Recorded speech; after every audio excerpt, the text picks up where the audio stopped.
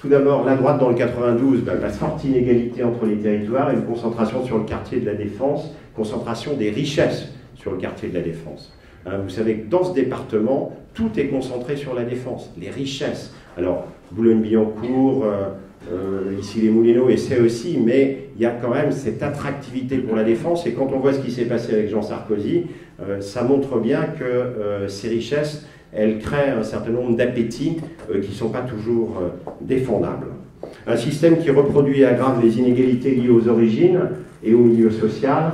On le dit très souvent, le département le plus riche de France, c'est pas tout à fait vrai parce que d'autres départements ont un budget plus important. Mais c'est un des plus riches de France et un des plus inégalitaires de France.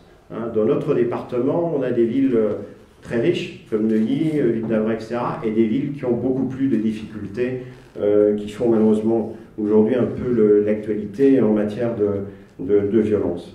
L'action sociale et la solidarité sont délaissées. Contrairement à ce que prétend le Conseil général, on ne dépense pas 60% de nos dépenses pour l'action sociale. Je l'ai démontré encore récemment au Conseil général, c'est mensonger. Je l'ai dit, je l'ai écrit. Aucune réponse m'a été faite. On a aujourd'hui des documents qui montrent bien que le département n'est pas un département solidaire, mais ça, tout le monde le sait.